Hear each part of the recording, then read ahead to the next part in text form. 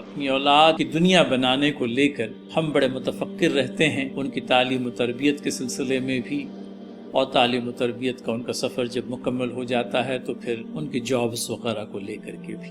तो ये सारी चीज़ें तो बहरहाल हैं, होती रहें और होनी भी चाहिए। लेकिन हज़रात नाज़रीन व नाज़रात, कहीं गफलत इस बात से भी हो जाती है कि इस दुनिया को बनाने के चक्कर में कहीं उनकी आखिरत को हम फरामोश कर बैठते हैं। फैसल भाई, बहुत अच्छी बात आपने कही। देखिए, आप किसी पुरफज़ा मकाम पे जाएं और सब मौजूद हों, लेकिन वो शख्स मौजूद नहीं हो जो आपके नज़दीक प्यारा है, तो फिर आपकी खुशी नहीं रहेगी, बार बार उसकी याद है। तो जन्नत एक ऐसी जगह है जिसे हम पुरफज़ा मकाम ही समझ लें एक थोड़ी देर के लिए, तो क्या उस जगह पे हम अकेला जाना पसंद करेंगे? कोशिश ये करना चाहिए कि अगर हम वहाँ जाने की तैयारी कर रहे हैं तो हमारे अहले खाना भी वहाँ जाए।